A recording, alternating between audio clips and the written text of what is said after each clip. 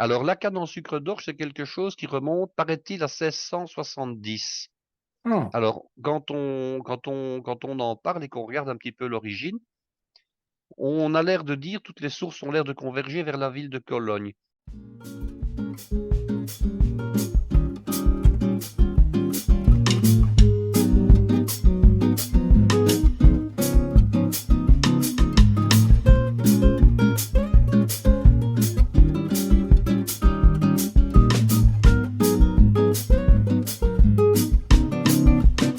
On se la sert jusqu'à quand?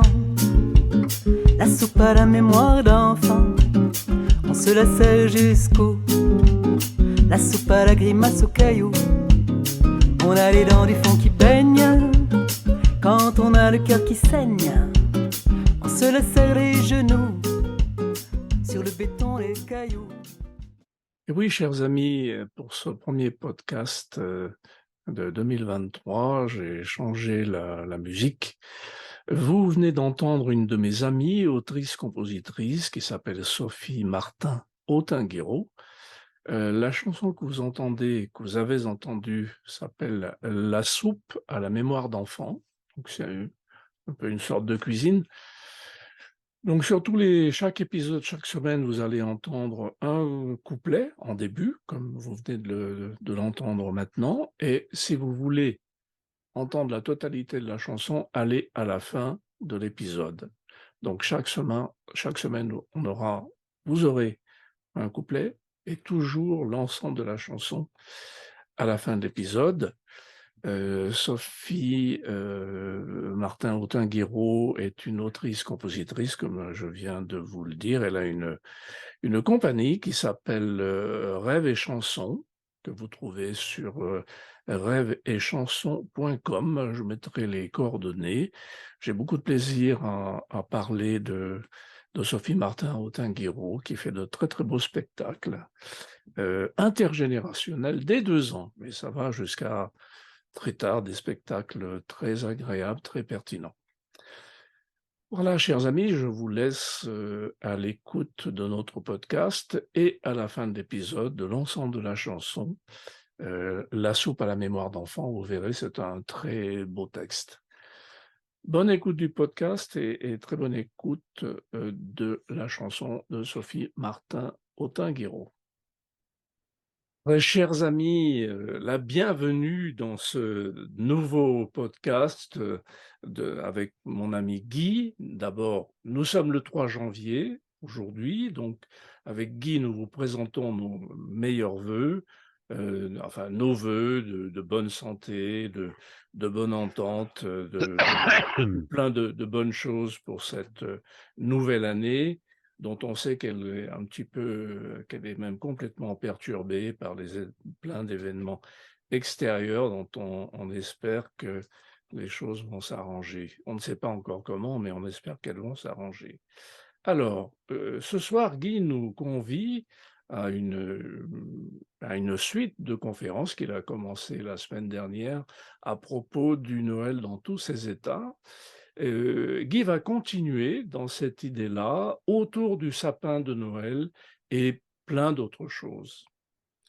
Bonsoir Claude et bonsoir à chacun et chacune Bonsoir, Guy. d'entre vous et surtout, ben oui, je m'unis à Claude pour vous présenter nos meilleurs vœux et je pense qu'on en aura bien besoin quand on voit comment certaines choses évoluent dans la société, que ce soit Oui, le coût des énergies, ce qui va impacter quand même pas mal les nos amis professionnels, oui, restaurateurs, oui, traiteurs, bouchers, pâtissiers, boulanger, oui, charcutiers, enfin voilà. oui, Donc c'est terrible, on se demande un peu comment les choses vont finir par être résolues ou pas, parce que bon, ou pas, oui, on ne oui. sait pas ce qui va se passer. Hmm. On va espérer tout simplement que ça aille mieux, parce qu'aller pire, ce serait vraiment pas intéressant. Alors, Du ben tout. oui, on a parlé de la fête de Noël, on a parlé de toute une série de choses et on en était resté, je dirais, au sapin de Noël. Alors pour, non pas faire un résumé, mais pour repartir un petit peu de là où on était, le sapin de Noël, donc on a bien vu que c'était une tradition qui est extrêmement ancienne. Alors on a souvent, rencontré dans les textes l'idée suivante, c'est que ça a été popularisé, et ce n'est pas faux, par le mari de la reine Victoria, donc Albert de Saxe, Oui, Coburg-Gotha.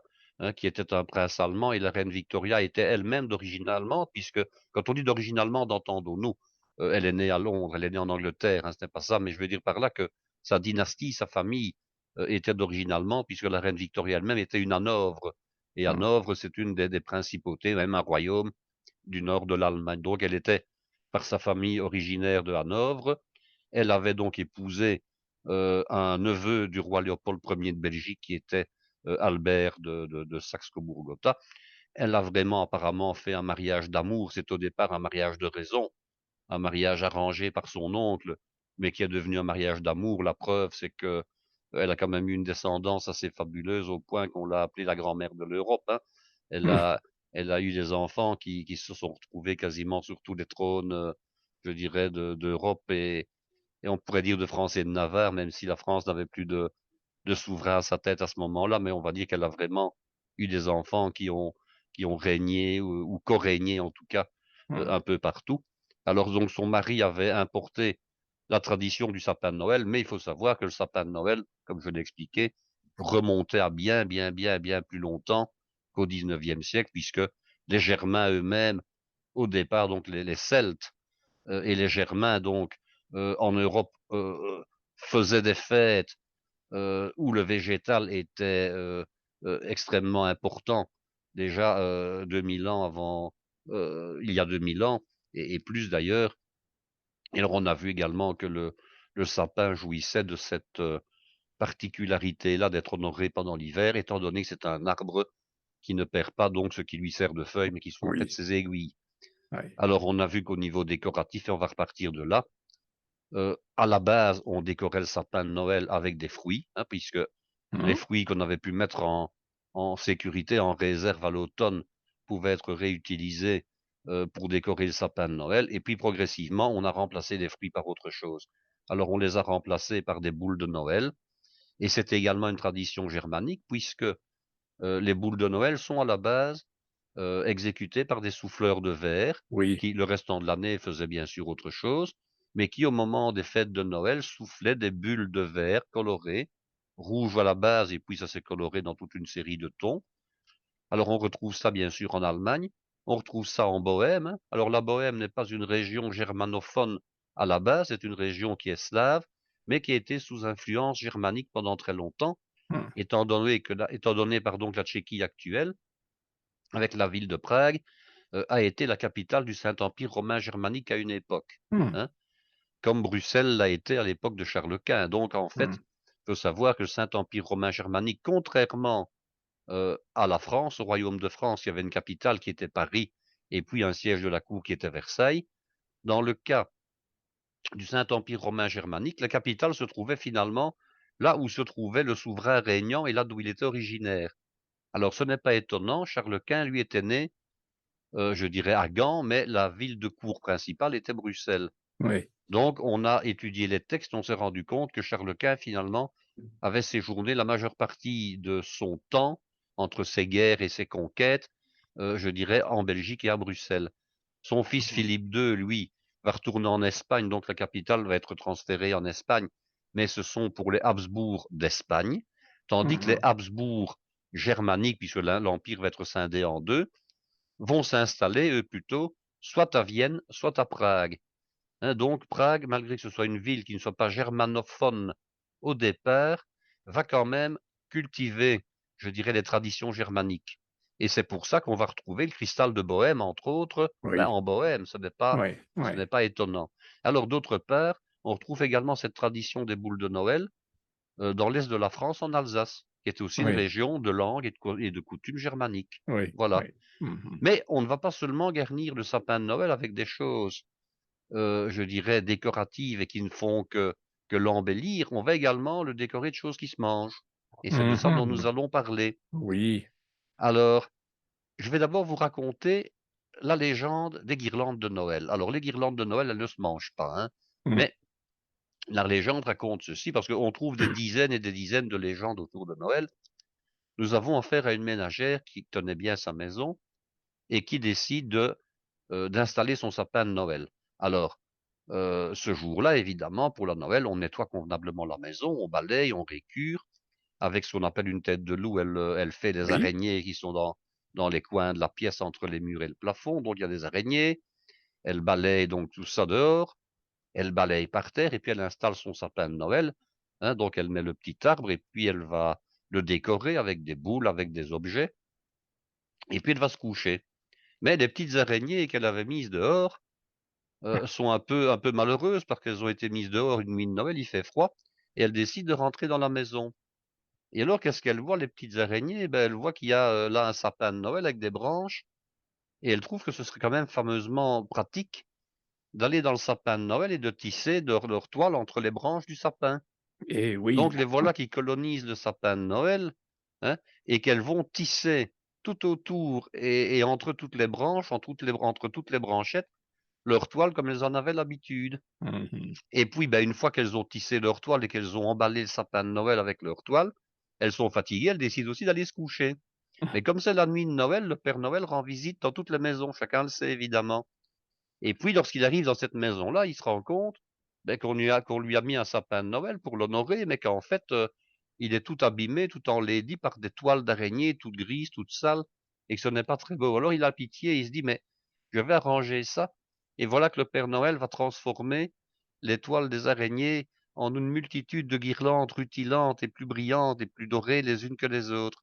Et quand la dame se lève le lendemain, elle se rend compte que son sapin de Noël est garni avec toute une série de guirlandes bien brillantes et bien lumineuses. Et alors, ben, depuis ce jour-là, évidemment, on a pris l'habitude de garnir les sapins non pas seulement de boules et de petits objets qu'on pouvait y mettre, mais également de guirlandes pour rappeler, même si on a oublié, ben, qu'on devait ça aux araignées qui avaient commencé le travail, Mmh. mais que le Père Noël n'avait pas jugé la chose suffisamment jolie pour lui. Ouais, oui, Donc oui. voilà la légende des guirlandes. Mais je disais donc qu'on pouvait mettre des choses qui se mangent. Ouais. Alors c'est aussi une tradition qui est plutôt germanique. Quand vous regardez les livres, disons, qu'on va qualifier, heu de cuisine et de décoration féminine qu'on trouve essentiellement, je dirais, enfin, en tout cas, on trouve certains livres qui en parlent à Noël ou avant les fêtes. Il y a toute une série d'arbres qu'on voit décorés avec des choses qui se mangent. Comme quoi? Comme des tranches de fruits séchés, hein, comme des tranches de pommes, Oui. des tranches de Ouais, poires, ouais. des bâtons de cannelle avec lesquels on fait des petits fagotins avec Mmh. du ruban de couleur. On va y mettre également, des biscuits. Mmh. Et c'est comme ça qu'on va trouver des biscuits qui sont réalisés expressément pour Noël, pour décorer des sapins. Ce sont des choses qu'on fait avec les enfants pendant la période de l'Avent. On va donc généralement faire des sablés.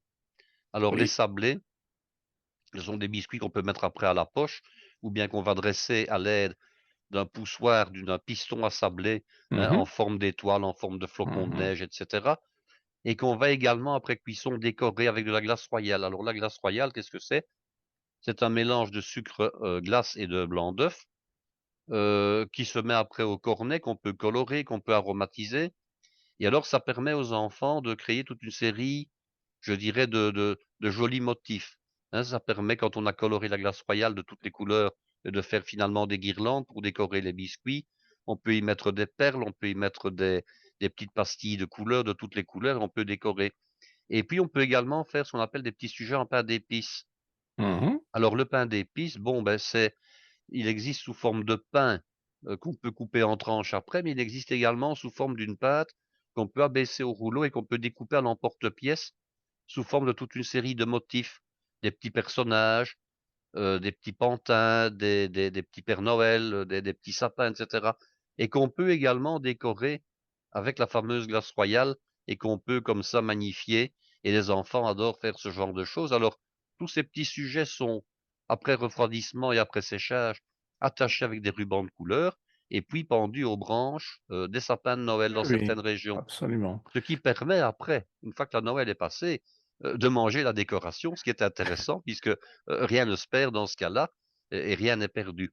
Alors on peut Absolument. également, si on veut, faire des sujets en chocolat, hein, Oui. c'est tout aussi possible. Alors pour faire des sujets en chocolat, on va faire ce qu'on appelle du chocolat seringué ou à seringuer.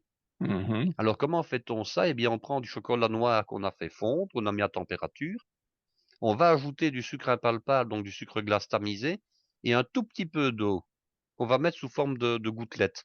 On va mélanger le tout jusqu'à ce qu'on ait obtenu une consistance de type crème au beurre et puis on va ensuite dressé cette crème au beurre à la poche à douille et la laisser, enfin cette crème au beurre, cette crème de chocolat, et Oui, puis la laisser durcir. Et le lendemain, elle est dure. Et on peut également faire comme ça des petites étoiles ou des motifs d'accord, différents qu'on peut d'accord. garnir avec des pastilles de couleur, qu'on peut garnir avec de la glace royale et qu'on peut, si on veut, pendre avec une ficelle ou avec un beau ruban. Mmh. On peut pendre également donc dans le sapin de Noël. Dis-moi, quand j'étais gamin, ma mère mettait une sorte de canne en sucre d'orge, Tout à fait. Eh comme bien, une je vais en petite parler de canne. cette fameuse canne en D'accord, sucre d'accord. d'orge. OK. Alors, la canne en sucre d'orge, c'est quelque chose qui remonte, paraît-il, à 1670. Ah! Alors, quand on en parle et qu'on regarde un petit peu l'origine, on a l'air de dire, toutes les sources ont l'air de converger vers la ville de Cologne. Alors, on raconte, c'est de nouveau l'histoire qui nous raconte ça maintenant. Les histoires remontent souvent à des choses qui sont légendaires, mais parfois à des choses qui sont un petit peu plus vraies. Mmh. Au fait qu'un prêtre de la cathédrale de Cologne s'est rendu compte que les enfants, pendant la messe de minuit, étaient particulièrement dissipés. Alors il va demander à un confiseur de la ville de réaliser des bonbons qu'on va pouvoir mettre dans le sapin de Noël et qui vont après, par la suite, pendant la messe, occuper les enfants. Effectivement, si les enfants mangent des bonbons, hein, et en l'occurrence cette fameuse petite canne en sucre d'orge, eh bien, ils vont être beaucoup plus sages et vont être occupés, ils ne vont plus perturber la messe. Alors ça, c'est l'origine de la chose. Mais quand vous regardez un petit peu ce qu'on en dit après, on voit que il y a des Américains qui se revendiquent comme étant les créateurs de la chose en question. Parce que la canne, elle correspond à des standards bien précis. Elle est de 2 couleurs et je reparlerai des couleurs du blanc et du Oui, rouge par la suite, oui, oui, parce que c'est important. Plusieurs origines peuvent expliquer ça. Elle est parfumée à la menthe, mais également avec d'autres produits. Heu, toute une série de plantes, y compris du clou de girofle par exemple, qui mmh, sont censées rappeler, les herbes et l'encens que l'on a amenés au Christ, oui, au moment de la visite des rois mages, de la naissance, oui, voilà, de la naissance. oui, Alors il y a même le nombre de torsions, hein, paraît-il qu'il faut 3 oui. torsions sur le bâton et cetera. Il y a cette Ah! fameuse canne qui est courbée et qui est censée représenter à la fois la canne des bergers qui sont venus en adoration la nuit de Noël, mais également la canne de Saint Nicolas, la canne de pasteur également, Oui, oui, hein, oui. et le Christ est le bon pasteur par la Mmh, suite, mmh mh. hein. De même, quand on retourne la canne, on a un J, et ce J est censé Oui. représenter le J de Jésus-Christ. Donc voilà toute Mmh. une série d'explications. Mmh. Par contre, je ne résiste pas, c'est au fait de vous parler d'une certaine Amalia Eriksson. Ah! Alors vous allez me dire, mais qui est cette fameuse Amalia Eriksson? Donc je suis allé voir un petit peu ce qu'on raconte dans Wikipédia. Et alors, la version n'existe qu'en version anglaise, donc je l'ai traduite pour ne pas vous raconter trop de bêtises. Alors, Amalia Eriksson, c'est une jeune fille hein, qui est d'origine suédoise, qui est suédoise tout simplement, et qui est aidée. Ah, alors je vous dis le nom de la ville, mais je ne garantis pas la prononciation. John Copping, hein, avec Mmh. des trémas sur les hauts de la localité. Et Oui. c'était la fille d'un maréchal ferrant qui s'appelait lui Jonas Lundström, et de sa servante qui s'appelait, enfin oui, de la servante, hein, d'une dame qui était sa compagne, mais qui était servante de son état, et qui s'appelait Katharina Hagen Andersdotter. Mmh. Alors, le dotter, peut-être petite remarque, qu'on va retrouver en islandais avec le dottir, hein, ça veut dire que c'est la fille de. Oui. Andersdotter, ça veut dire que c'est. Alors, on trouve le mot docteur en néerlandais également, hein, qui veut dire fille, hein. Donc, Mmh. c'est la fille d'Anderson, en fait, hein. Et Mmh. cette jeune fille-là, c'est donc cette Amalia, elle était née en 1824. Alors, pas de chance pour elle, elle va être, disons, marquée par le malheur. À 10 ans, son papa va décéder, et quelques semaines plus tard, c'est sa maman qui décède également. Mmh. Et il y avait toute une série de maladies qui sévissaient à cette époque, hein, bien entendu. Et tous ses frères et sœurs vont mourir également. Donc, elle va se retrouver, je dirais, la seule rescapée d'une épidémie de choléra. Alors, elle va travailler comme servante, hein, donc à l'âge de 10 ans, là où sa maman travaillait. Et en 1855, donc elle a là une trentaine d'années, elle va s'installer donc dans un village qui s'appelle Grana. Et elle va s'installer avec les sœurs chez lesquelles elle travaillait. Donc, elle Mmh. avait été dans une famille, elle va s'installer avec les sœurs, donc de cette famille-là. Et cet endroit va devenir un hôtel plus tard, qui existe d'ailleurs toujours actuellement, hein, et elle va y travailler. Et puis, elle va épouser un tailleur, hein, qui s'appelle Anders Eriksson, d'où son nom Amalia Eriksson par la suite. Et après 1 an de mariage, elle va donner naissance à des jumeaux. Par contre, un seul va survivre et c'est sa fille Ida qui va vivre jusque dans les années 40, hein. Donc voilà, un petit peu pour la famille. Alors, ouais, de nouveau, le malheur va continuer à la poursuivre et puis quelque temps plus tard, juste après la naissance, son mari va également mourir de dysenterie cette fois-là et elle devient veuve avec une jeune fille, nouveau-née finalement. Oui. Ce qui veut dire qu'en 1859, elle va commencer à faire une petite entreprise et il se vendait déjà à l'époque ce qu'on appelle des Pocagris. Alors les Pocagris, qu'est-ce que c'est? Donc les Polcagris, ce sont des fameux bâtons en sucre d'orge colorés torsadés Mhm. et elle va commencer à les fabriquer. Alors, pour tout vous dire, cette Amalia Eriksson, elle va être tellement célèbre qu'un monument lui est élevé dans la ville en question, hein. Vous pouvez Ah voir oui. son monument en bronze actuellement, il n'y a pas de problème. Alors, elle va vivre très longtemps, parce qu'elle va vivre jusqu'à l'âge de 99 ans, donc autant dire que qu'elle elle va prospérer, et elle va donc fabriquer toute sa vie ces fameuses cannes en sucre. Alors à l'époque, les femmes ne pouvaient pas travailler dans le sens qu'elles ne pouvaient pas, comment dirais-je, être à la tête d'une entreprise, d'être indépendante. Ah oui. Il fallait une autorisation royale qui est octroyée par l'intermédiaire d'un magistrat local, évidemment. Mhm. Et elle va obtenir cette fameuse autorisation, cette licence. Et elle va l'obtenir en fait le 10 janvier 1859. Et on dit qu'elle va continuer à fabriquer ça jusqu'à la fin de ses jours. Alors pourquoi aurait-elle créé et aromatisé les fameux polka gris qui deviendront donc les fameuses cannes de Noël avec de la menthe et toute une série de plantes? Eh bien, pour soulager, je dirais, du froid Ah oui. et des souffrances, sa Oui. petite fille, je dirais, nouveau-née, nouvellement née, hein, et enfant par la suite. Mhm. Alors, elle va donc prospérer dans cette histoire-là, au point que le roi et la cour vont venir visiter sa fameuse fabrique de bonbons, hein, de confiserie en 1915, et qu'elle va après exporter dans toutes les régions de Suède et même à l'étranger, et qu'elle va entre autres exporter ça aux États-Unis. Mhm. Et alors aux États-Unis, quand vous regardez maintenant ce qu'on en dit aux États-Unis, les Américains vont dire que c'est eux qui ont inventé les fameux bonbons, qui ont même inventé une machine qui faisait la torsion du sucre, qui ont même inventé une machine qui coupait les cannes à longueur, je dirais, égale, puisque c'est un produit qui devenait manufacturé, et une machine qui arrivait à tordre les cannes pour leur donner leur forme spécifique. Mais Mhm. apparemment, je dirais qu'ils n'auraient fait que mettre au point une machine pour créer, je dirais mécaniquement, un bonbon qui existait déjà et qui serait originaire donc de Suède. Et je trouvais D'accord. que c'était une belle histoire à raconter Oui, parce en que effet. pour Noël, elle était beaucoup plus agréable que Oui. de dire que c'est un Américain qui un jour a inventé une machine, Oui, hein, oui. qui faisait des bonbons en forme de canne. Alors vous allez me Absolument. dire, mais tiens, cette couleur blanc et rouge, d'où vient-elle? Comme vous avez remarqué, c'est également la couleur du Père Noël, hein. Oui, absolument. Eh bien, d'après toutes les sources que j'ai lues, parce qu'il faut quand même lire beaucoup pour trouver parfois des informations, Mhm. il faudrait remonter aux chamans pour ça. Mhm. Vous allez me dire, mais qu'est-ce que les chamans ont à voir là-dedans? Je vous ai expliqué que la fête de Noël était une fête qui remontait à il y a très longtemps et que tous les peuples celtes qui étaient généralement, ou germaniques, qui étaient très en raccord avec la nature, je dirais, euh, étaient habitués au moment de la nuit de Noël, qui était donc une autre fête. Noël n'existait pas à cette époque-là. C'était des nuits où on rentrait en contact avec les esprits. Mhm. Or, quels étaient dans les tribus, dans les peuplades primitives, les personnages qui étaient à la fois des médiums et des sorciers? C'était ce qu'on appelle des chamans. Oui, oui, oui. Alors, les chamans, pour entrer en contact avec les esprits, avec les mondes parallèles, ils devaient entrer dans un état second. Et cet état second leur était souvent amené par des plantes. Oui, bien Hein, sûr. par des plantes, je dirais qu'il y avait des vertus, je dirais que certains apprécient encore aujourd'hui. Et Mhm. dans ces plantes, on trouve quoi?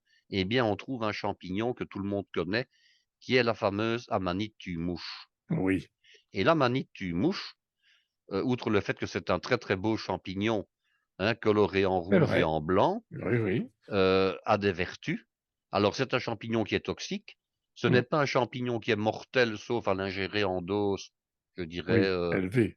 élevée, Mhm. mais c'est un champignon que certains utilisent encore d'ailleurs pour faire des décoctions de manière à entrer dans un état second. Et apparemment, les chamans entraient dans un état second grâce, aux vertus hallucinogènes de ce champignon desquels ils faisaient usage et qui leur ouvrait la porte à toute une série de, je dirais, de mondes et de contacts, je dirais, Mmh. avec des entités parallèles. Mmh.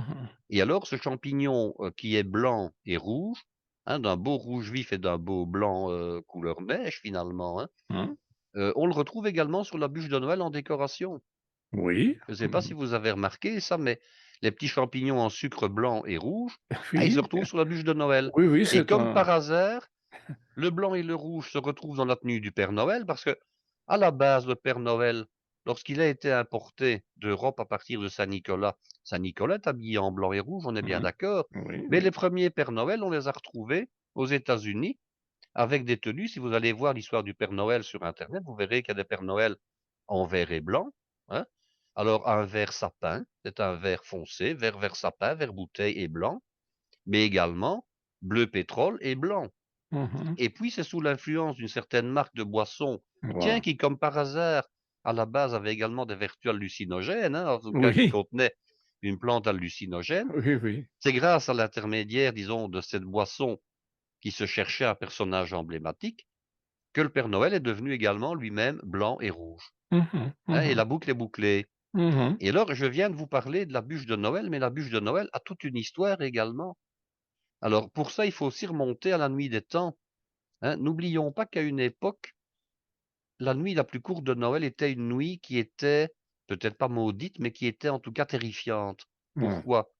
Parce qu'on ne savait jamais si la nuit allait se poursuivre ou si à un moment donné, le soleil allait de nouveau recréer Ah! le jour, qui Oui, allait de nouveau s'agrandir.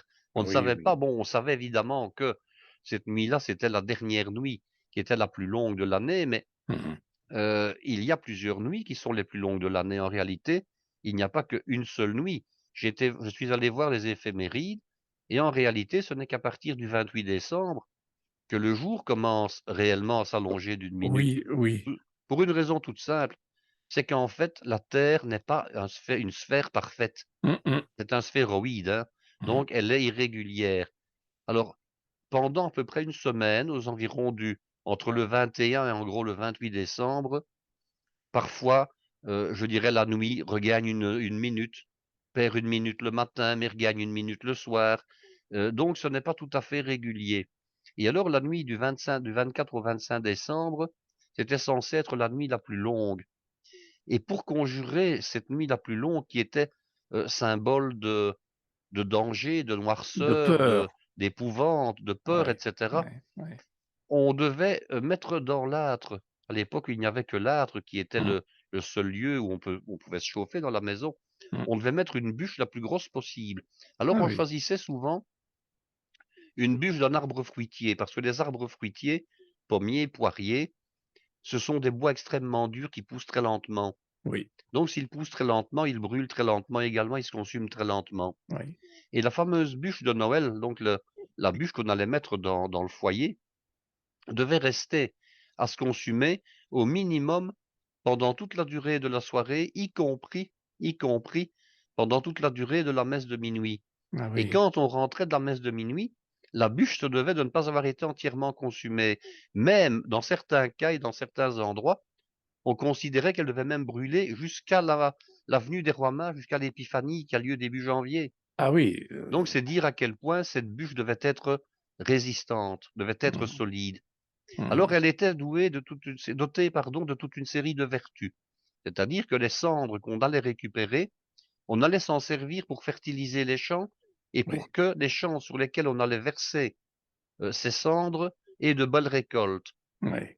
Et on essayait également de récupérer des cendres parce qu'elles avaient comme vertu d'éloigner les mauvais esprits. Ah oui, oui. Oui, et elles avaient Mmh. également comme vertu de pouvoir guérir certaines choses. Donc les cendres de la bûche de Noël étaient extrêmement importantes. D'accord. Alors, lorsque les personnes se réunissaient les unes chez les autres le soir de Noël, parce que n'oublions pas qu'on ne pouvait pas manger au départ, hein, Eh oui, on devait attendre que la messe de minuit soit terminée oui, et oui, qu'on y assistait en plus, hein. oui, Donc, les personnes qui étaient invitées avaient pris pour habitude de venir également et de participer au coût de la soirée en amenant également une bûche de chez eux. Mmh. Donc les invités amenaient une bûche et cette bûche, comme on l'offrait en cadeau aux personnes chez qui on se rendait, eh bien, on la décorait. On la décorait avec quoi? On la décorait, rappelez-vous, j'en ai déjà parlé, avec des branches de gui, avec des Ah branches de oui, houx. oui. Alors avec des branches de houx et qu'est-ce qu'il a le houx? Eh bien, il a des feuilles vertes et il a des petites boules rouges, lui. Mmh mh. Et on mettait également des rubans sur cette bûche qu'on offrait. Et on mettait également des fleurs en papier. Oui. Et tout cela explique maintenant que notre bûche de Noël, qui est un gâteau en forme de bûche, dans sa version classique crème au beurre moka, eh bien on continue à la décorer avec des petites branches de lierre en crème au beurre verte, des petites feuilles, je dirais, de houx en chocolat, des Oui. petites boules de houx rouge en massepain, Mmh mh. hein, mais qu'on met également des roses en massepain sur la bûche. Parce qu'on pourrait toujours se dire, mais dans la bûche classique, hein, je parle vraiment de la bûche classique de Noël, pourquoi est-ce qu'on met des fleurs? Moi, quand j'ai suivi mes cours de pâtisserie, j'ai demandé à mon professeur, qui était un érudit dans le domaine, je dis, mais moi, j'ai toujours mis des roses sur les bûches de Noël, mais est-ce que ça a un sens sur un bout de bois d'aller mettre des fleurs? Alors, il nous a expliqué l'origine de la bûche de Noël, qui était au départ une bûche en bois qu'on offrait les uns chez les autres comme cadeau, et que ceux qui offraient avaient décoré avec des fleurs en papier, et que c'était une réminiscence, pardon, de ces fleurs en papier décoratif qu'on retrouvait sous forme de fleurs en massepain sur les bûches qui se consommaient aujourd'hui. Mmh mh. Alors, qu'est-ce qu'on trouve également sur ces bûches? Ben, on trouve des petits champignons blancs et rouges, hein. Oui. Voilà. Donc, l'origine des champignons blancs et rouges remonte également à cette période dont j'ai parlé, où les champignons étaient, je dirais, les champignons hallucinogènes étaient utilisés par les chamans pour entrer en contact certaines nuits, dont la fameuse nuit la plus longue de l'année, Ouais. avec les esprits. Et ce sont toutes des réminiscences comme ça qui finissent par se retrouver dans notre culture et dont on a un petit peu oublié l'origine réelle. Oui, complètement. Voilà. Et quand on regarde toutes les sources différentes qui tournent autour de Noël, on se rend compte, que ça forme un tout et qu'en Mmh. réalité, tout a une explication, tout a une origine, tout a une source, qui peut s'expliquer. Que ce soit Ouais. les couleurs, que ce soit les symboles qu'on retrouve, tout a une explication, à Mmh condition mh. de remonter suffisamment longtemps dans le temps. Oui, oui, absolument. Oh, voilà, très intéressant. Et alors, tout à l'heure, tu parlais de légendes, Guy. Je crois que dans ces Pardon. légendes, il y a une légende qui parle de trésors de Noël. Alors, il y a effectivement toute une série de contes qui, comment dirais-je, qui tournent autour de Noël, vous pensez bien, Oui, dans un continent aussi vaste d'un point de vue culturel que l'Europe. Si vous partez du fin fond de la péninsule ibérique et que vous allez là-bas tout au nord jusqu'en Laponie, vous imaginez bien le nombre de légendes qui ont pu exister. Alors, il y a mmh effectivement le jour de Noël et la nuit de Noël en particulier, toute une série de choses qui ne se passent que cette nuit-là. Il y a entre autres le fait que les animaux, surtout les animaux de la ferme d'ailleurs, seraient doués de parole ce jour-là. Alors on ne sait pas trop si le don de la parole existe en tout temps, mais que l'homme n'est capable de les comprendre qu'à certains moments de la nuit de Noël, oui. ou bien si ce n'est qu'à certains moments de la nuit de Noël qu'ils ont réellement ce don de la parole. Toujours est-il que certains se sont essayés à les surprendre, à les écouter, parce que les animaux sont malins, beaucoup plus que ce qu'on ne croit. Et quand ils voient qu'il y a un humain qui est présent là et qui les observe, ils ne parlent pas évidemment. Parce que les choses qu'ils ont à dire et les choses dont ils s'échangent sont des choses extrêmement importantes et qui ne regardent pas l'homme. Donc quand les animaux voient qu'il y a un homme qui est présent, ben, ils font semblant de rien, ils continuent à meugler et on ne les comprend pas.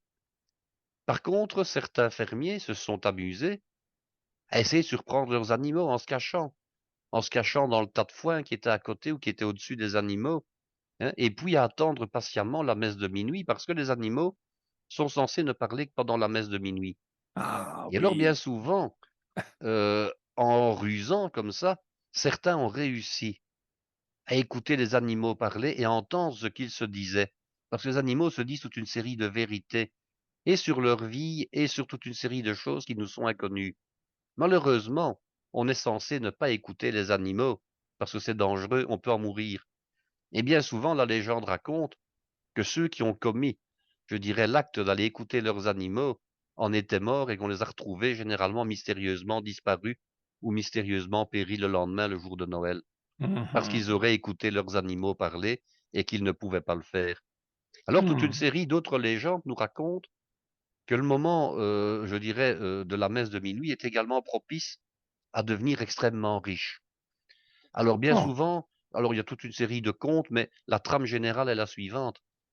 C'est que pendant la journée de Noël, un personnage dont on ne sait d'où il vient, généralement bien habillé, hein, qui présente bien, qui parle bien, rencontre un pauvre hère qui se balade, hein, et tout en chemin faisant, il lui parle, il gagne sa confiance, et puis il lui signale qu'à un endroit bien particulier, s'il s'y rend pendant la messe de minuit, et surtout au moment où le prêtre va lire la généalogie du Christ, parce que je ne sais pas si vous avez déjà lu dans les évangiles la généalogie du Christ, on fait remonter le Christ à Adam lui-même, hein, Oui. fils de, qui est né en telle année, qui est mort en telle année, qui a vécu jusqu'à tel âge, qui à tel âge a été le père de et a conçu un tel, etc. Donc, on lisait anciennement la généalogie du Christ.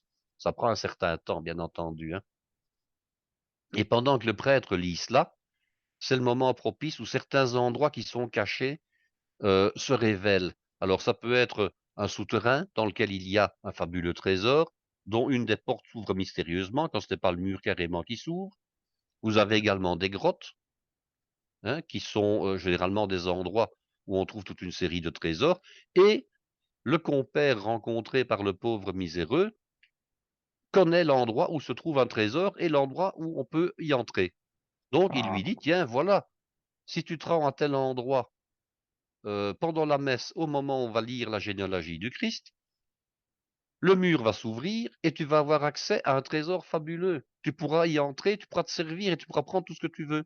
Alors effectivement, le jour dit, le malheureux, hein, se rend à l'endroit qui avait été annoncé et effectivement, pendant la nuit, la muraille s'ouvre, il peut entrer et qu'est-ce qu'il voit là-bas? Il voit des coffres remplis de diamants, de pièces d'or, des couronnes, des joyaux, des bijoux, des trésors à ne plus savoir qu'en faire. Alors il se précipite évidemment, hein, comme il n'a jamais rien avec lui le malheureux, il se sert, il prend, il prend, il prend. Comme il n'avait pas vraiment prévu de quoi prendre, il n'est pas parti qu'une brouette évidemment, hein. Donc il essaie d'en mettre plein ses poches, dans ses habits, il essaie de transformer en besace, et puis il s'apprête à ressortir évidemment.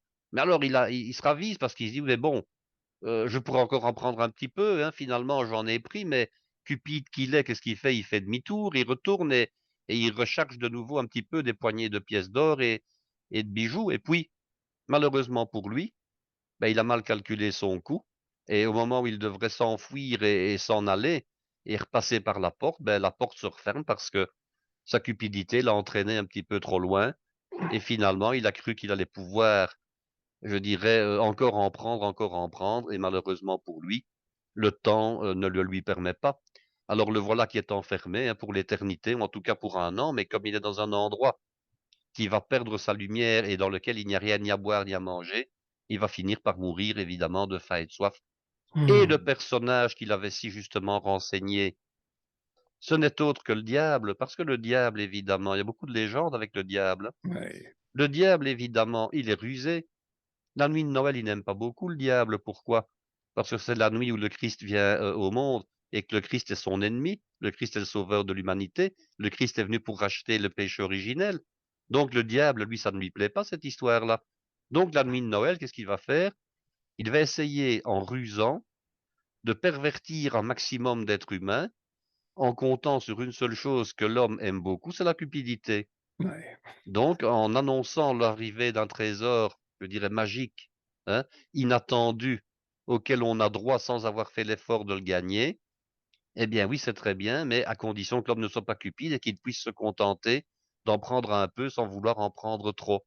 Évidemment, la légende est toujours bien faite, Bien c'est qu'il y a sûr. une morale à la fin et que la morale dit que quand on se procure quelque chose de manière indue, on finit par le payer ou ne pas en profiter.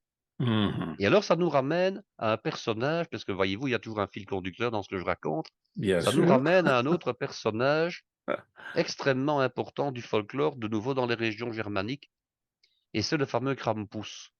Alors je vais Oui, expliquer que saint Nicolas, à l'époque où j'étais enfant, était accompagné d'un personnage qu'on appelait, ou qu'on appelle en tout cas en français le père Fouettard, qu'on appelle oui. Zwarte Piet en flamand, et qui avait dans son accoutrement, à l'époque où je l'ai vu, non pas un accoutrement de ramoneur comme il est censé être, c'est-à-dire quelqu'un qui va faciliter le passage de saint Nicolas dans une cheminée qui était ramonée pour pas qu'il se salisse, mais que c'était quelqu'un qui avait je dirais, des signes diaboliques. Là, je me Mmh. rappelle d'un de ces pères fouettards qui avait une espèce de masque en cuir sur la tête, avec des cornes et Mmh. avec une fourche, un peu vraiment comme le diable. Oui. Et il se fait que dans les pays de tradition alémanique, germanique et en Suisse, mais surtout en Autriche, il y a au moment de Noël un personnage qu'on appelle le Krampus, et j'invite nos auditeurs, s'ils ont Internet, à aller taper ce mot-là, ça s'écrit qu'un Krampus, et ils vont voir un personnage tout à fait hideux, qui est véritablement diabolique, hein. C'est vraiment le diable en personne, avec des cornes, il y en a qui sont plus hideux les uns que les autres, et ce sont des personnages qui sortent la nuit de Noël pour terroriser les enfants. Alors en réalité, d'après toutes les images qu'on en voit, et il y a des images qui sont très anciennes et qui prouvent que le personnage en question était véritablement brandi pour faire peur aux enfants, Mmh. le fameux Krampus en question, beh, il a les sabots d'un diable, il a les cornes d'un bouc, il a une énorme langue rouge, il a, une fourche également. Alors, autant le Père Noël va récompenser des enfants sages en leur donnant des cadeaux, autant le Krampus va les mettre en garde et va leur faire peur en leur disant: «Voilà, ici, ce n'est que pour l'année qui vient de s'écouler que je vais te faire des remontrances, mais n'oublie pas finalement que tu vas me rencontrer le jour de ta mort, et là, ce sera pour ta vie entière que je déciderai si tu vas m'accompagner ou pas dans l'au-delà». Donc c'était finalement une manière d'expliquer aux enfants: «Attention, chaque année, vous remettez votre âme je dirais, en jeu avec le bien et le mal que vous avez pu faire pendant l'année, mais à la fin de votre vie, il n'y aura plus de 2e chance, ce sera définitif». Donc de nouveau, on a le personnage diabolique qui intervient comme ça dans la vie des hommes au niveau de Noël, pour leur expliquer que, ben, il y a des choses qui se font et d'autres qui ne se font pas, tout simplement. Oui. Alors ça nous amène à reparler de l'enfant Jésus, tout ça. Mmh. Et nous allons reparler de l'enfant Jésus en Belgique sous une forme alimentaire. C'est le fameux cougnou. Oui. Alors le cougnou, qu'est-ce que c'est? C'est une brioche, et je vous donnerai la recette après si vous le souhaitez. Oui, bien sûr. C'est une brioche que j'ai toujours connue, qui existe en Belgique et dans le nord de la France éventuellement, qui porte des noms différents. On dit des cougnous, on dit des cougnols également. Alors c'est une brioche qui est, en gros ovale, avec 2 boules aux extrémités. L'une figure la tête, l'autre figure les pieds, et c'est en fait censé représenter un enfant emmailloté, de manière tout à fait stylisée. Mmh. Alors il existe au départ 3 variétés de cougnou ou de cougnol, à savoir une variété nature, donc c'est une brioche qui est tout à fait nature. Il y a une variété au raisin, qui est la plus classique, la plus habituelle. Ensuite, on a créé une variété au sucre perlé, étant donné que il existe dans les brioches belges le kramique, qui est un genre de pain Oui. brioché avec des raisins, mais il existe également, sous forme ronde, ce qu'on appelle le craquelin, qui est un pain brioché un peu plus riche, un peu plus beurré, qui contient du sucre perlé, donc c'est du sucre, comment dirais-je moi, aggloméré sous forme de gros granulés d'à Oui. peu près 5, 6, 7 millimètres de Oui. diamètre. Oui. Tu as parlé Et de tout alors, ça. évidemment, les gourmands se sont dit: «Mais c'est encore meilleur si on met à la fois du sucre et des raisins, plutôt que faire l'un ou l'autre». Donc on a Oui. créé, et maintenant on le trouve énormément, c'est le kramique à la fois sucre-raisin. Mmh. On a également créé le kramique au chocolat. En mettant Oui, quoi? Ben, en mettant des pépites de chocolat à la place du raisin. bien sûr. Et on a également maintenant, je suis tombé là-dessus cette année-ci, créé un kramique au spéculoos. En fait, on met au-dessus du kramique, enfin du kramique ou en tout cas du cougnou, on met donc du spéculoos, réduit en poudre. J'ai goûté, je n'ai pas été transcendé. Ce n'est pas mauvais, mais je préfère la version sucre raisin habituelle. Oui. Alors il existe des kramiques et dans ce cas-ci donc des cougnous de toutes les tailles. Il en existe en individuel, donc ce sont des pièces qui font 80 grammes. Il existe des pièces de 125 grammes, des pièces de 250, des pièces de 500, des pièces de 750, des pièces d'1 kilo, des pièces d'1,5 kg, des pièces de 2 kilos, de 3 kilos. Évidemment, les pièces les plus grosses sont les plus rares, Oui. dans le sens où tout le monde n'achète pas un cougnou de 2 kilos ou de 2 Bah kilos et oui. demi, Ouais. qui ne se mangeait traditionnellement que le jour de Noël au matin, au petit déjeuner. Mmh. Alors traditionnellement, c'était comme ça. Et puis le marketing et le commerce faisant, ben, on les a trouvés une semaine avant Noël. Et Mmh. puis maintenant, ben, on les trouve, malheureusement, fin octobre, on les trouve déjà dans les Ouais. pâtisseries. Ouais, ouais. Anciennement, on ne trouvait pas de cougnou avant que la date de Saint-Nicolas ne soit passée. Mmh. Donc il fallait attendre le 7 décembre, le lendemain, je dirais le lendemain de la Saint-Nicolas pour trouver les premiers cougnoux. Maintenant, le commerce a fait, je dirais, le nécessaire pour qu'on en trouve sur une période beaucoup plus longue. Ouais. Heureusement, après Noël, mon Dieu, ils disparaissent des étals. Alors, ça a donné naissance à tout un folklore dans la ville d'Andenne. Alors la ville d'Andenne, c'est une ville qui se trouve dans la vallée de la Meuse, en aval de Namur, entre Namur et Huy. C'est une ville qui a été fondée par, par une abbesse, de la famille comment dirais-je moi? Des Pipini, c'est-à-dire donc de la famille de Charlemagne, Ah oui. Sainte Bègue, qui a fondé donc la ville d'Andenne avec un monastère, avec une abbaye. C'est un endroit où Charles Martel, que vous connaissez bien en France, Charles Oui, Martel, absolument. qui est originaire donc de nos régions en Belgique, aurait tué un ours.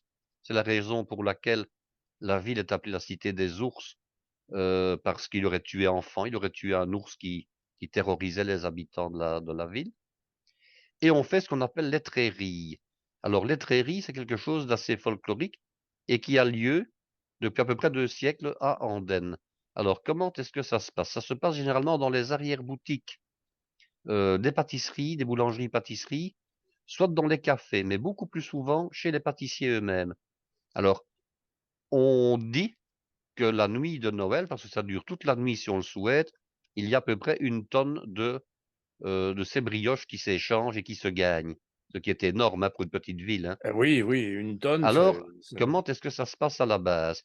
On achète des tickets qui sont vendus à l'avance, parce qu'il faut évidemment que les pâtissiers, que les boulangers sachent combien de cougnoux ils vont devoir préparer. mmh. Donc on achète des tickets et ces tickets donnent droit à participer à un jeu de cartes. Alors j'explique en gros, mais vous pouvez aller voir sur internet Oui. les règles de manière précise. Donc, vous avez des participants qui se réunissent autour d'une table. Heu, on désigne celui qui va mêler les cartes. Donc on prend un jeu de cartes complet, donc le jeu de cartes habituel, hein, avec, les 4 familles, les 2 couleurs et les 4 familles et les 4, hein, pique, cœur, Trèfle. carreau, Oui. trèfle. Mmh.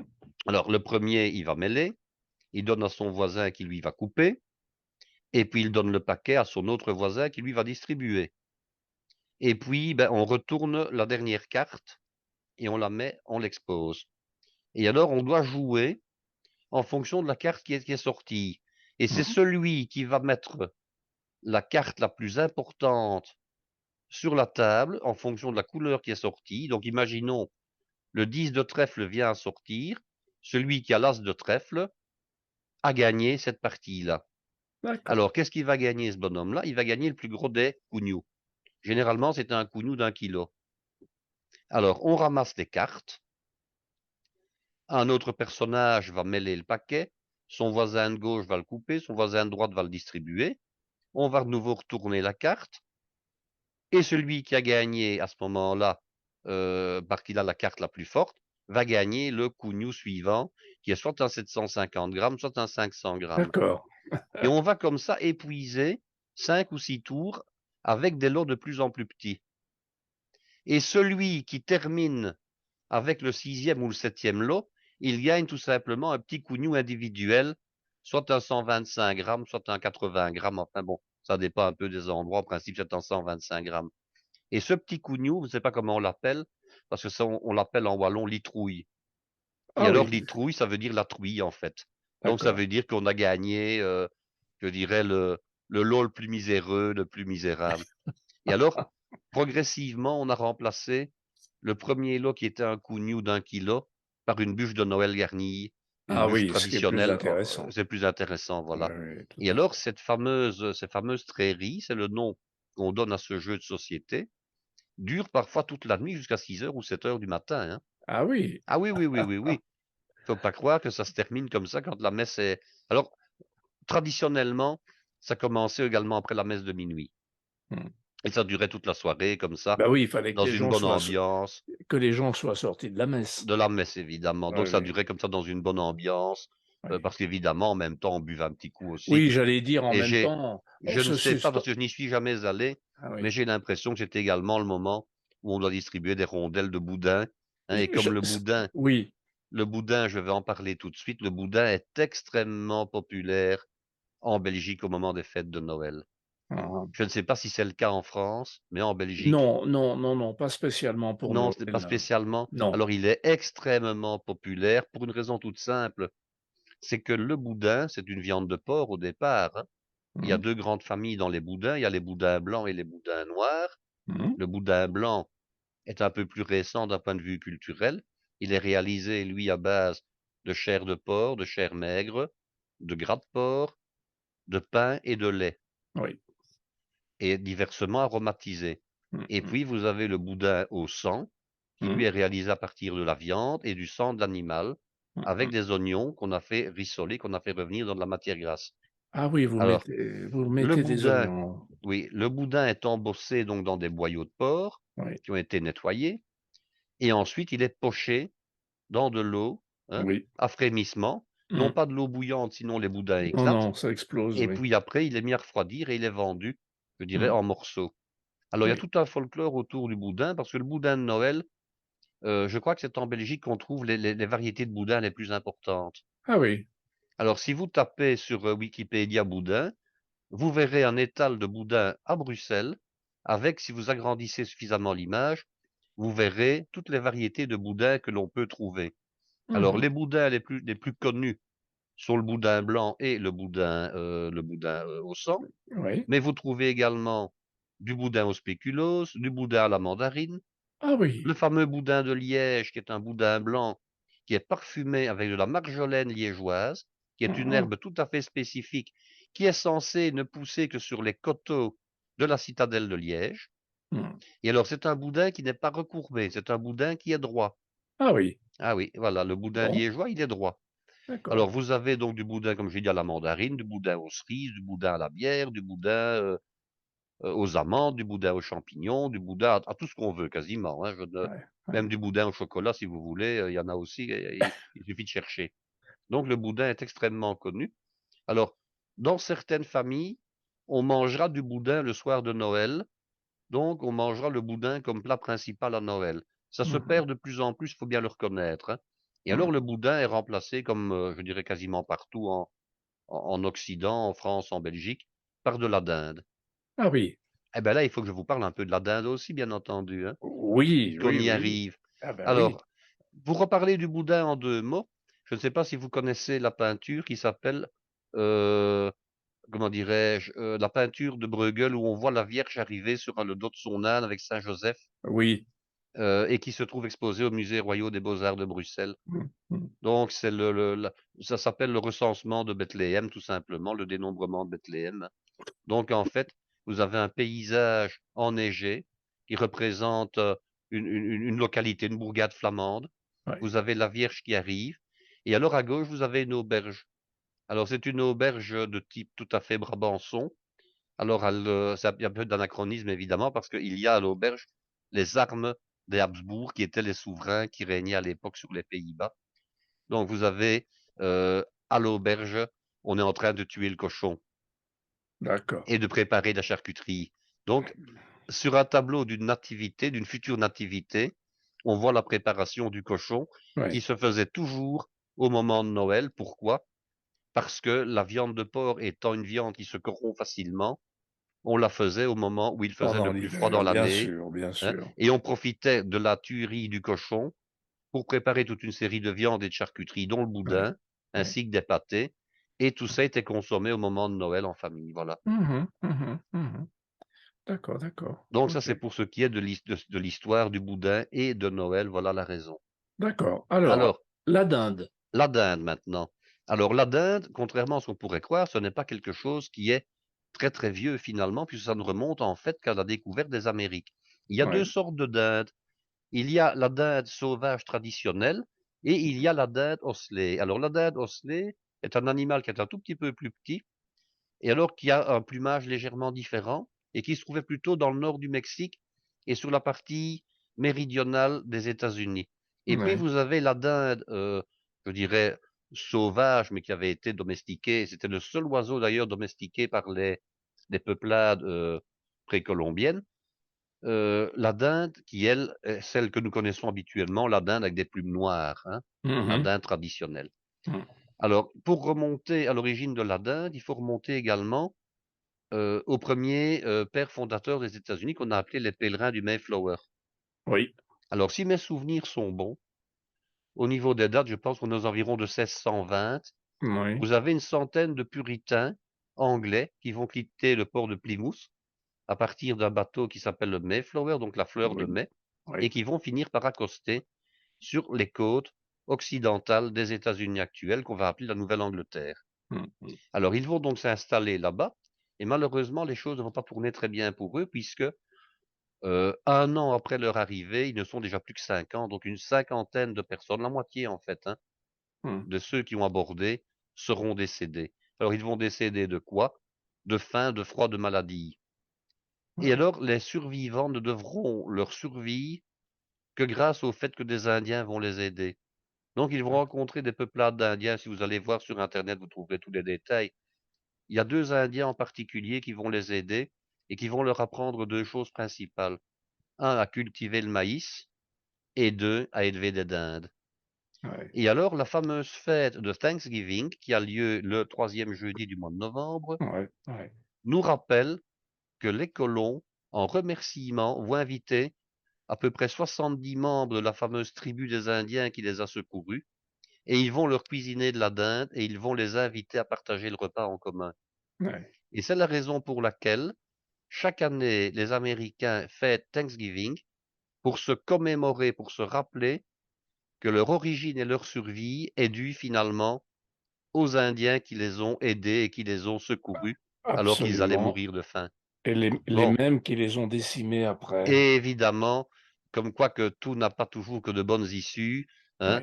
Oui. Si les premiers colons américains ont été particulièrement, je dirais, remerciants à l'égard des Indiens, ceux qui sont arrivés par la suite ont été cupides de nouveau et ont fini par reléguer les Indiens dans des réserves, Tout à fait. Je heu, perdues au milieu de nulle part. Oui, Voilà. oui. Je me demande si les Américains connaissent cette histoire-là. Oui, oui, je pense qu'ils la connaissent, hein. Tu crois? Alors, oui, oui, pour reparler des fameuses dindes, donc les dindes vont par la suite être très rapidement emportées en Europe et elles vont Mmh. se diffuser sur le continent européen à partir de l'Espagne, bien entendu, puisque ce sont les Espagnols qui sont arrivés, donc les Mmh. premiers en Amérique, en tout cas pour ce que l'histoire officielle a retenu. Ouais. Alors, les dindes vont évoluer et nous allons les faire nôtres, si je puis dire. Elles Mmh. vont finir par remplacer au niveau de Noël, 2 animaux qui étaient particulièrement en vogue et l'un c'était l'oie. Oui. L'oie était cuisinée avant, à Noël, avant que ce ne soit la dinde. Et Mmh. puis la dinde est arrivée et la dinde va grossir. Elle va Mmh. grossir de plus en plus. Est-ce que vous savez qu'en 60 ans, le poids moyen des dindes a doublé? Ah non, pas Oui, du oui, tout. oui, oui, oui. Et je J'ignorais vais vous ça. expliquer comment ça s'est produit. En fait, on est passé aux États-Unis d'un poids moyen de 6 kilos de dinde, donc 6 kilos vidés plumés, C'est bien déjà entendu, hein, beaucoup, hein? c'est déjà beaucoup, à Oui. 12 kilos pour le poids moyen. Alors tout Ah, ça est arrivé comment? Eh bien, tout ça est arrivé à cause de l'insémination artificielle. ah, Il faut savoir que les dindes maintenant n'ont plus la chance de procréer je dirais en ce que la nature leur donnait comme possibilité de oui, créer. oui, Les daims sont inséminés artificiellement depuis quelques décennies. Pourquoi? Parce que les dindes ont tellement grossi qu'il leur était impossible de s'accoupler. Les bien pattes sûr. n'étant plus suffisamment solides que pour permettre l'accouplement naturel. Mmh Donc les mh. dindes sont inséminées artificiellement. Mais pour une question de rendement, qu'est-ce qu'on fait? On va inséminer les dindes à partir de semences de géniteurs de plus en plus gros. Ah oui. De sorte que, parce qu'évidemment il y a une question de rendement, hein, Mmh de sorte que les dindes, en une cinquantaine d'années, ont vu leur poids doubler et passer à une moyenne de 12 kilos. Est-ce que vous savez quel est le poids de la plus grosse dinde jamais, je dirais jamais conçue, si je puis dire? Non, j'en ai aucune idée, mais Eh je bien, crains je le pense pire. avoir lu qu'elle dépassait 39 kilos. Waouh! On imagine ce que c'est pour une bête, 39 C'est un kilos. veau, Ah oui, ben c'est presque un demi-porc, hein. une Alors, autruche. en réalité, ces dindes-là ne sont pas des dindes destinées à être rôties. Je ne sais pas, vous avez déjà vu les cuisinières américaines, à quoi ça ressemble? J'en ai déjà acheté une pour l'école dans laquelle je travaillais. Ah oui, Ce sont non, des cuisinières à 4 plaques, hein, au-dessus, mais qui ouais. sont dotées d'un four énorme. Le Ah four oui, en bah, volume a 2 fois plus de volume que nos cuisinières européennes standards et même nos belles cuisinières. ouais, bien Le sûr. four d'une cuisinière américaine ménagère a la taille d'un four professionnel de chez nous. Oui, Pourquoi? Parce qu'au moins une fois par an, on doit mettre une dinde dedans. on met la dinde. On met la dinde, donc il faut que le four soit énorme. Ouais, Alors, les grosses dindes de plus de 20 kilos sont utilisées pour la boucherie, pour la découpe. oui, Donc, quand nous avons nos rôtis de dinde et nos cuisses de dinde qui sont vendus séparément dans les supermarchés, ce sont des cuisses et ce sont des rôtis de dinde qui proviennent de dindes qui ont été, je dirais, volontairement grossies. Ce ouais, ne sont pas ouais, des dindes de 3 kilos, évidemment. ouais, oui, oui. Alors, les préparations, disons, habituelles font qu'on farcit la dinde, hein. Dinde farcie au marron, dinde farcie avec de la chair à saucisse, dinde Mmh, farcie avec des agrumes, enfin. La dinde a ce site particulier, c'est qu'elle se prête bien à quasiment toute une série de préparations. oui, Pardon, des préparations salées, bien entendu, et alors oui. des préparations de type aigre douce, hein, avec des fruits, avec des raisins, avec des pommes, avec des poires, avec des Mmh mh, figues, mmh. avec de l'ananas. Enfin, on peut cuisiner la dinde vraiment, vraiment comme on en a envie. Oui, avec toutes sortes de choses. D'accord, OK. Eh ben, Guy, merci beaucoup pour toute cette masse de connaissances que tu nous passes. Très belle conférence. Merci infiniment, Guy. Eh As-tu bien, à as-tu quelque bientôt chose alors. oui, oui, j'allais dire, as-tu quelque chose à ajouter? Non? Oh ben, je pourrais toujours dire que la dinde, évidemment, est devenue nôtre, hein, et que nous avons réussi, aussi bien en France qu'en Belgique, je dirais, à créer des races, je dirais des races de dinde et de dindons, tout à fait locales. Bon, Ah il y oui, a la tiens, en dinde de parlant Ronquière, il y a heu, la il y a la dinde ardennaise également, qui est oui, une dinde franco-belge qu'on trouve aussi bien, je dirais, en France qu'en Belgique, ouais. dans la région des Ardennes. Heu, alors il y a toute une série de variétés de dinde en France, de manière tout à Alors, fait. question, Guy, on mange la dinde, et est-ce qu'on mange le dindon? Ah, en fait, c'est le même personnage, hein. C'est pareil, hein? C'est pareil, hein. D'accord. En fait, la dinde, c'est le nom générique. Je dirais que la dinde, c'est un peu comme l'oie.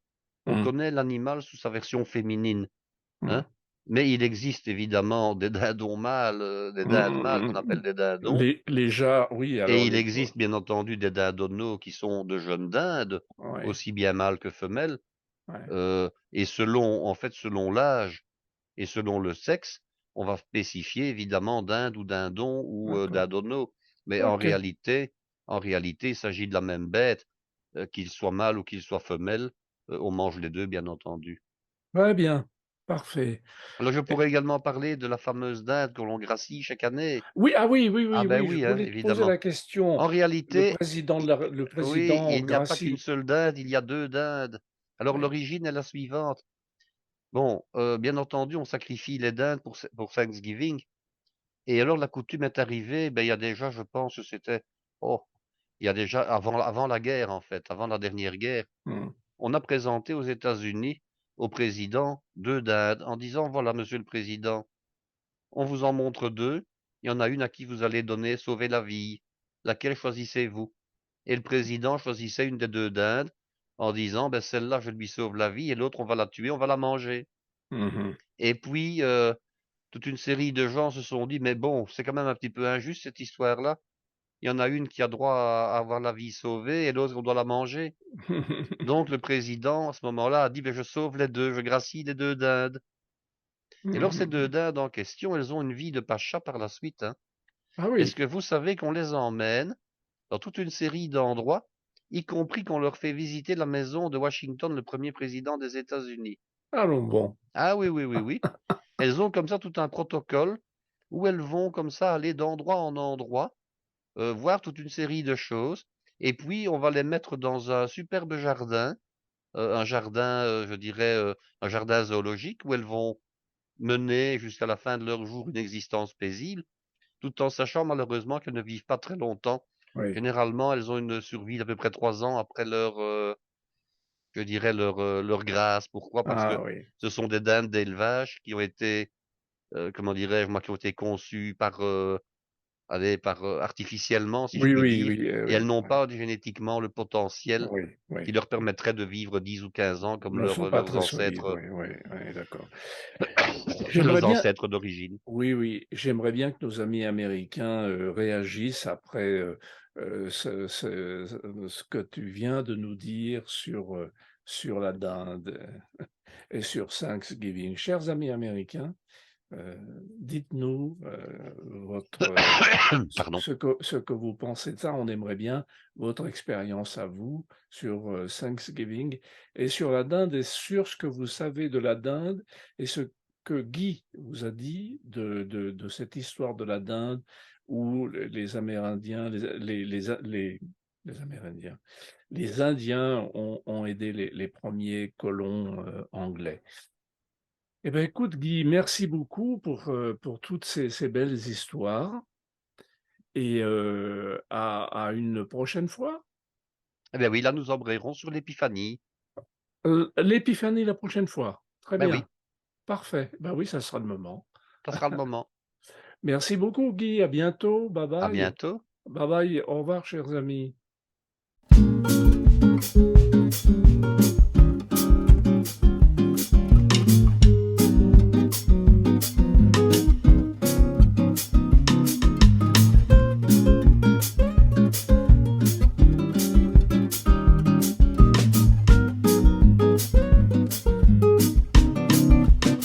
On se la sert jusqu'à quand? La soupe à la mémoire d'enfant. On se la sert jusqu'au. La soupe à la grimace aux cailloux. On a les dents du fond qui baignent. Quand on a le cœur qui saigne, on se la serre les genoux. Sur le béton, les cailloux. On a le cœur qui bat. Quand la musique balance. Combat après combat, on restera dans la danse. On se la serre jusqu'au. La soupe morose au chou. On se la serre jusqu'à quand? La soupe de nos grands-parents.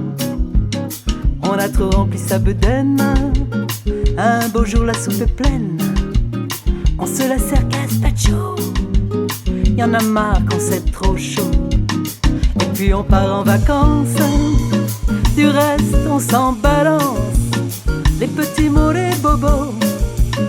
Plus de place dans le sac à dos. À la place du saucisson, du pinard. Mon petit opinel, je graverai pénal. Et je t'aime à l'appel. Pas d'entaille sur l'écorce. Faut pas lui faire du mal. La forêt de nos noces, j'y tiens comme aux fleurs du mal. Je graverai nos noms avec mon opinel au bord du Vénéon, sur un galet sentinelle. Quand on était minot, on y faisait des barrages et des moulins à eau avec quelques branchages. Le long de ce torrent, couleur menthe glacée, on s'enlaçait souvent, sans jamais s'enlacer. Merveille de la nature, qui peut prendre la vie, mais qui fait de l'air pur une ressource sans prix. Donne-moi la main, le long long de ce chemin, long du Vénéon, il fera toujours bon. Retrouvons l'essentiel, nos cœurs aimants, notre fougue rebelle, confions-la au vent.